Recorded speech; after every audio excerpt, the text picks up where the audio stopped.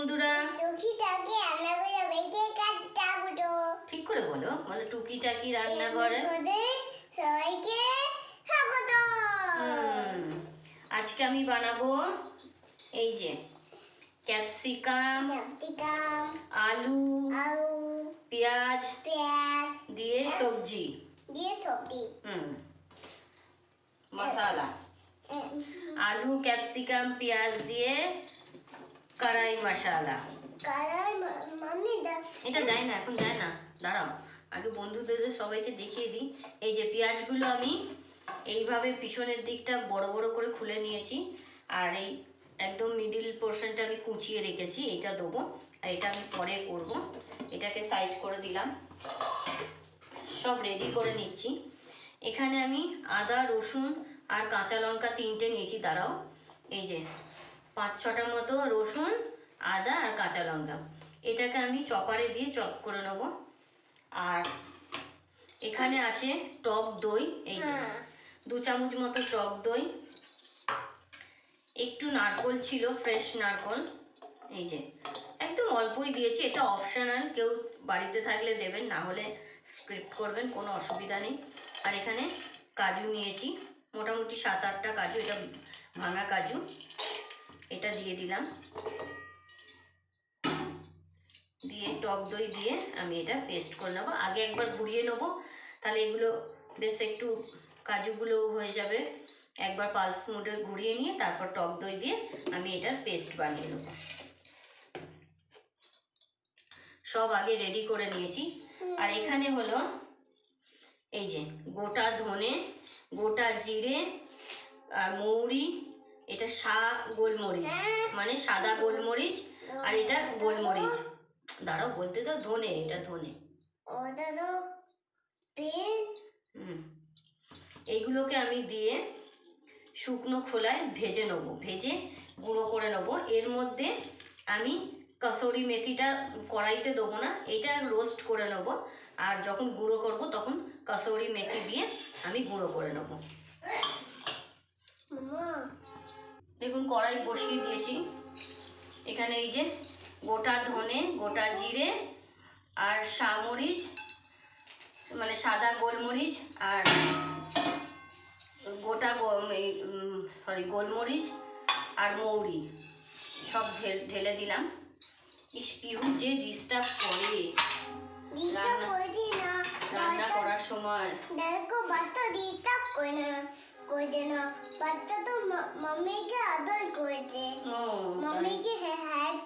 ও মাম্মিকে help করতেছে পিহু। আর আমি বলছি বাচ্চা ডিস্টার্ব করছে, সরি। এখানে আগুন আছে না মা, তোমার যদি লেগে যায় ওই জন্য বলছি। একটু আমি রোস্ট করে নেবো।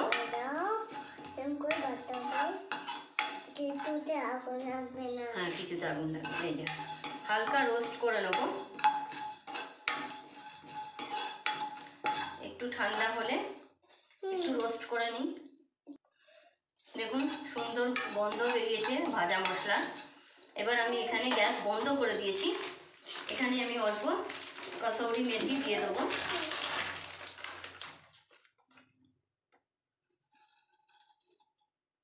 অল্প কসুরি মেথি দিয়ে দেবো, তাহলে এর সঙ্গেই রোস্ট হয়ে যাবে, এটা ফ্লেভারটা সুন্দর আসবে। গ্যাস বন্ধ করে অবশ্যই দেবেন, নাহলে কসুরি মেথি পুড়ে যাবে, এটারও জিনিসটা ভালো হওয়ার জায়গা খারাপ হয়ে যাবে। বাস একদম গ্যাস বন্ধ। আমি এবার এটাকে নামিয়ে নেবো। একটু ঠান্ডা হলে আমি এটাকে গুঁড়ো করে রেখে দেবো।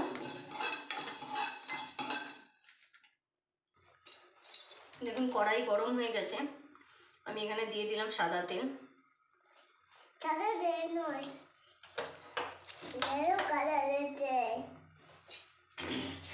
এখানে আমি আলুগুলোকে এই যে ডুমডুম করে ডুমো ডুমো করে কেটে, মানে 50% আমি সিদ্ধ করে নিয়েছি। আপনারা চাইলে ডাইরেক্ট ভেজেও করতে পারেন, মানে কাঁচা আলুকে একটু ভেজে নিয়ে আমি একটু 50% মতো একটু সিদ্ধ করে নিয়েছি। এবার আমি এই তেলের মধ্যে ক্যাপসিকাম আর পেঁয়াজগুলো একটু হালকা সটে করে নেব, তাহলে টেস্টটা বেশি ভালো আসবে। আস্তে পিহু আস্তে গায়ে পড়ে যাবে।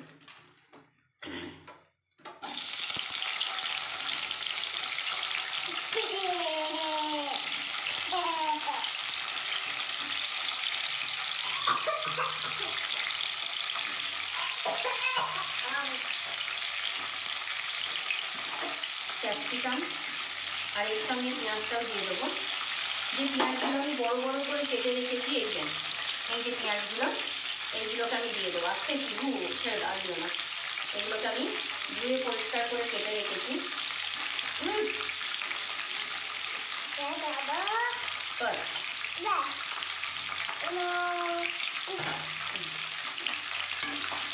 একদম ফুল স্টিমে কিছুই না, 2-4 মিনিটের জন্য আমি একটুখানি হালকা করে সটে করে নেবো, নিয়ে নামিয়ে নেবো। তারপর পুরো ভিডিওটা দেখতে থাকুন। রান্নাটা খুবই স্পেশাল। বাড়িতে মানে এরকম করে একটা সবজি হলে সবসময় তো ভালো লাগে না সবজি খেতে। তো ক্যাপসিকামের এই সবজিটা অবশ্যই দেখবেন, বাড়িতে ট্রাই করবেন, আর আমাকে কমেন্টে অবশ্যই জানাবেন কেমন লাগলো। খুবই ভালো লাগে। সবসময় পনির দিয়েই যে ক্যাপসিকাম খেতে হবে এমন কথা নেই, এরকম করে খালি আলু পেঁয়াজ দিয়ে ক্যাপসিকাম খুব ভালো লাগে। নতুন বন্ধু যারা আমার ভিডিওটি দেখছেন অবশ্যই আমার চ্যানেলটিকে সাবস্ক্রাইব করবেন, আর সাবস্ক্রাইব করার সময় বেল আইকনটি প্রেস করতে ভুলবেন না। লাইক করবেন, শেয়ার করবেন, অনেক বেশি করে শেয়ার করবেন, আর কমেন্ট তো অবশ্যই করবেন সবাই। আপনারা কমেন্ট করলে ভালো লাগে যে হ্যাঁ চলুন, সবাই আমার ভিডিও দেখতে আমাকে সাপোর্ট করছে। এইভাবেই আমিও সবাইকে সাপোর্ট করি। বাস আমি আরেকটুখানি সটে করে নেবো। দেখুন এর মধ্যে আমি আলুগুলোকেও দিয়ে দিলাম।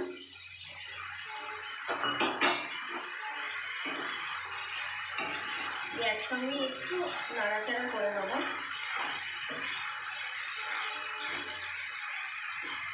এইটা আমি এইদিকে গ্যাসে বসিয়ে দিই, ততক্ষণ একটু ভালো করে ভাজাবো, আর এদিকে মশলাটা রেডি করে নিই, তাহলে আমার রান্নাটা তাড়াতাড়ি হয়ে যাবে। দেখুন কড়াই বসিয়ে দিয়েছি, আমি এবার তেল দিয়ে দিলাম।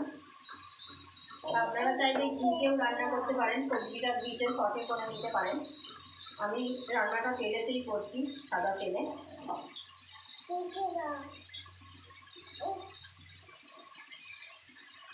এখন আমি এখানে ফোড়ন দিয়ে দেবো। ফোড়নে কিছুই নাই, একটা তেজপাতা, একটা দারচিনি, কয়েকটা 4টে মতো লবঙ্গ, আর 1 চামচ জিরে।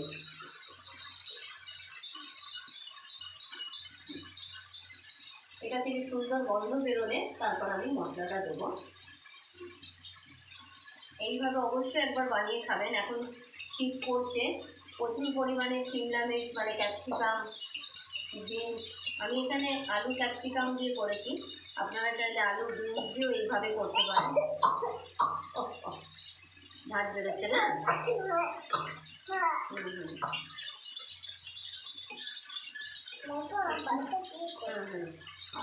একটু ভাজা হয়ে যায়।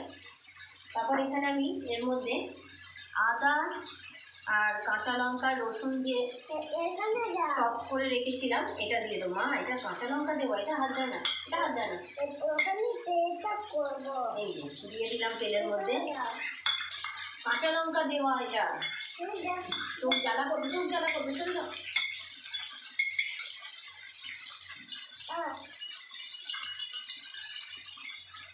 বাচ্চাদের জন্য যদি বাড়িতে বাচ্চা থাকে সেটা কাঁচা লঙ্কাটা স্কিপ করে যাবেন। আমার বাড়িতে আমার বাচ্চাকে এটা দেবো না, ওই জন্যই কাঁচা লঙ্কা কুচি দিয়েছি। পিহুর জন্য আলাদা রান্না হবে, পিহুর জন্য অন্য কিছু হবে, পিহু এটা খাবে না। দেখুন একটু ভাজা ভাজা হয়ে যাক, আদা রসুন কাঁচা লঙ্কার কাঁচা গন্ধটা কেটে গেলে ততক্ষণ আমার এদিকে সবজিগুলো মোটামুটি ভাজা হয়ে এসেছে। দাঁড়ান আপনাদের দেখাই। এই যে সবজি অলরেডি ভাজা হচ্ছে। দেখুন আদা রসুন কাঁচা লঙ্কার কাঁচা গন্ধটা কেটে গেছে। এখন আমি যে পেঁয়াজ কুচিয়ে রেখেছিলাম এই পেঁয়াজ কুচিটা দিয়ে দেবো।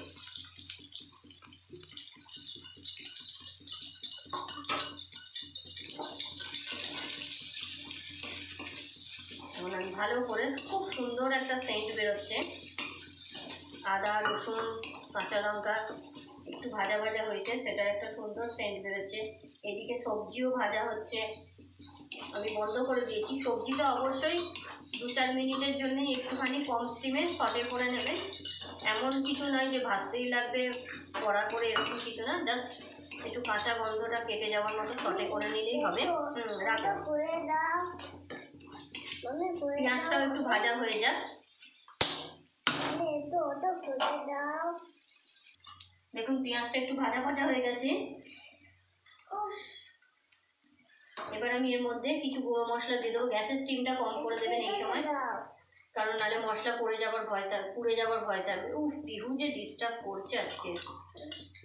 এখানে আমি হলুদ গুঁড়ো দিয়ে দিলাম, অনেকটাই সবজি আছে। তারপরে দিয়ে দেবো কাশ্মীরি মির্চি কালারের জন্য।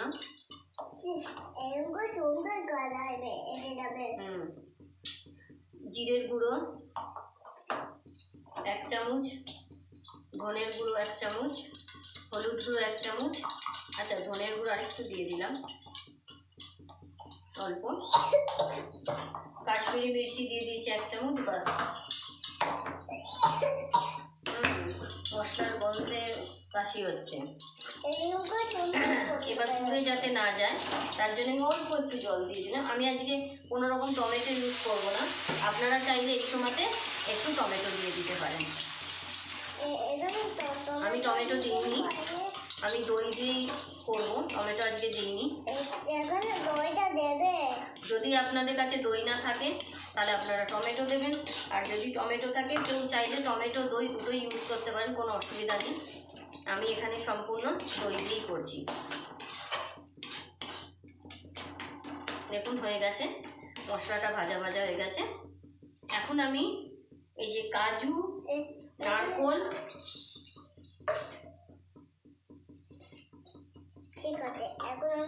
নারকোল, আর দই যে পেস্ট করে রেখেছি, এই যে পেস্ট করে রেখেছি, এটাকে দিয়ে দিলাম। এটা দেওয়ার সময় অবশ্যই গ্যাসের স্টিম জোর করবেন না। বারবার করে বলছি, গ্যাসের স্টিমটা অবশ্যই কম করে রাখবেন। এখন আমি ভালো করে এটাকে মিশিয়ে নেব।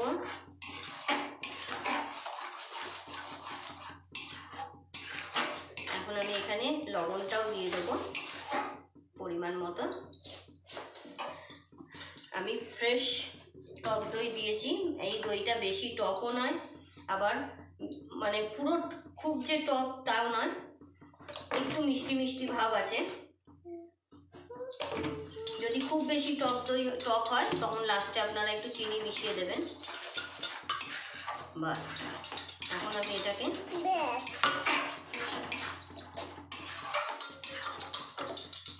তেল রিলিজ হওয়া পর্যন্ত গ্যাসের স্টিমটা কম করে আমি ঢেকে দেবো। না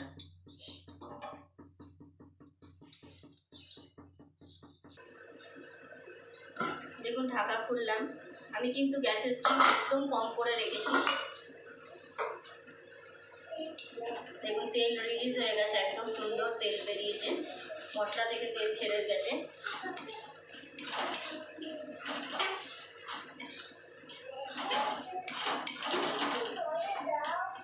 এখন আমি এখানে আলু, ক্যাপসিকাম আর পেঁয়াজ যে ভেজে রেখেছি এটাকে দিয়ে দেবো। এই যে এটাকে, এটা আমি ভেজে রেখেছিলাম, এটা দিয়ে দিলাম।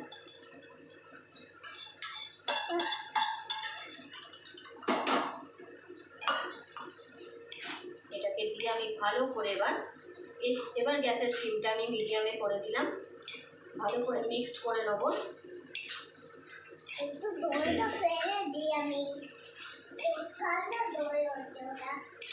এটা রেসিপিটা দারুণ টেস্টি লাগে। টেস্টি মানে দারুণ লাগে খেতে। এটা ফ্রাইড রাইসের সঙ্গেও খুব ভালো লাগবে, বা পরোটা বা সাদা রুটির সঙ্গে তো সব কিছুই ভালো লাগে। সাদা রুটির সঙ্গে খুব ভালো লাগবে। এখন আমি এখানে যে ভাজা মশলাটা করেছিলাম, এই যে গোটা জিরে, গোটা ধনে, মৌরি, মানে সাদা গোলমরিচ আর গোলমরিচ দিয়ে এই ভাজা মশলাটা করেছিলাম, এটাকে দিয়ে দিলাম। খুব সুন্দর একটা সেন্ট বেরিয়েছে।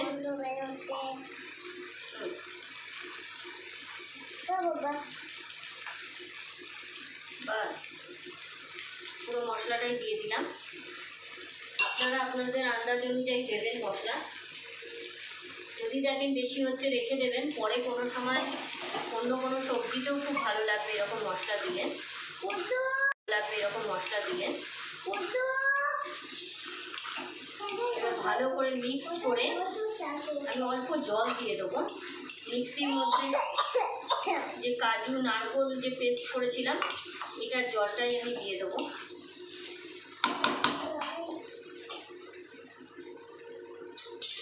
এটার জল আমি দিয়ে দিলাম।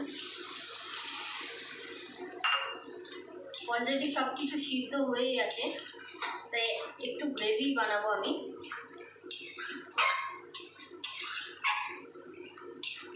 আরও একটু জল লাগবে। দেখুন কত সুন্দর লাগছে, এটা খেতেও দুর্দান্ত লাগে। অবশ্যই বারবার বলছি, যখনই কাজু বাদাম, দই এইটার পেস্টটা দেবেন, নারকোল, তখন এটাকে গ্যাসটা কম করে রাখবেন। কম করে রেখে মিক্স করে একটু ঢেকে দেবেন, দেখবেন এটা থেকে তেল পুরো রিলিজ হয়ে গেছে। এখানে আরেক বাটি জল লাগবে। এটা রুটি বা পরোটার সঙ্গে দারুণ লাগে। বাড়িতে কোনো অতিথি এলে সবসময় আলুর তরকারি, মটর এইসব না বানিয়ে এরকম একটা বানালে দেখতেও সুন্দর লাগবে, খেতেও টেস্টি লাগবে, আর একটা নতুনত্ব জিনিস। সবসময় লুচি পরোটার সঙ্গে আলুর তরকারি, এটা তো কমন থাকেই, সবারই বাড়িতে বানায়। এইভাবে একবার বানিয়ে দেখবেন, অসম্ভব টেস্টি লাগে। দেখুন কালারটা কত সুন্দর এসেছে। এখন আমি একটুখানি ঢেকে দেবো। লবণ তো দিয়ে দিয়েছিলাম। যদি খুব বেশি দইটা টক হয় তাহলে চিনি দিতে পারেন, না হলে দেওয়ার দরকার নেই। দেখুন ফুটছে কি সুন্দর। আমি একটু অল্প লবণ দিয়ে দেবো। লবণটা একটু কম লাগছে, মনে হচ্ছে কম হবে, তাই অল্প লবণ দিয়ে দিলাম। বাস আপনারা আপনাদের হিসাব অনুযায়ী ঝালটা দেবেন। কেউ যদি বেশি ঝাল খেতে পছন্দ করেন তাহলে একটু বেশি করে কাঁচা লঙ্কা দিয়ে দেবেন। আদা রসুনের সঙ্গে যখন আমি চপ করেছি তখন আমি 3টে কাঁচা লঙ্কা দিয়েছি। আপনারা আপনাদের টেস্ট অনুযায়ী ঝাল দেবেন। এখন আমি 2-4 মিনিটের জন্য ঢেকে দেবো। আর স্টিমটা অবশ্যই লো টু মিডিয়ামে করে রাখবেন, তাহলে সুন্দর এটা জিনিসটা সিদ্ধ তো হয়ে গেছে, মানে ভালো করে গ্রেভির মতো হয়ে যাবে।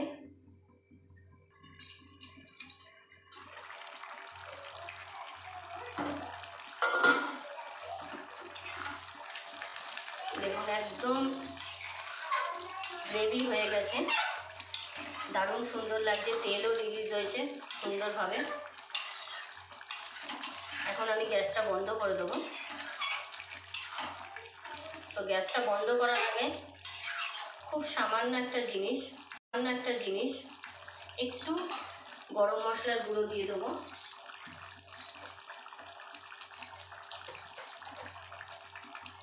অল্প হাফ চামচ মতো গরম মশলার গুঁড়ো দিয়ে দিলাম।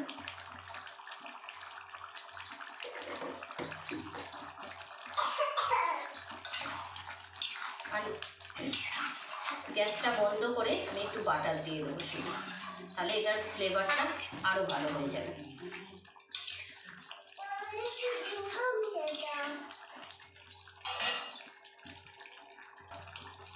দেখুন পুরো কমপ্লিট। এখন আমি গ্যাসটা বন্ধ করে দিলাম, দিয়ে একটু বাটার দিয়ে দিলাম, তাহলে এটার টেস্টটা আরও ভালো হয়ে গেল। বাস বাটারটা একটু মিশিয়ে একটু আমি 1-2 মিনিটের জন্য গ্যাস বন্ধ করে দিয়েছি, জাস্ট ঢেকে দিলাম। দেখুন ঢাকাটা খুলে দিয়েছি, বাটারও মেল্ট হয়ে গেছে। এখন আমি একটু মিশিয়ে দেবো। ব্যাস, অবশ্যই ভিডিওটি কেমন লাগলো কমেন্টে জানাবেন। আর রেসিপিটা অবশ্যই সবাই একবার ট্রাই করবেন, খুব ভালো লাগবে এরকম রেসিপি।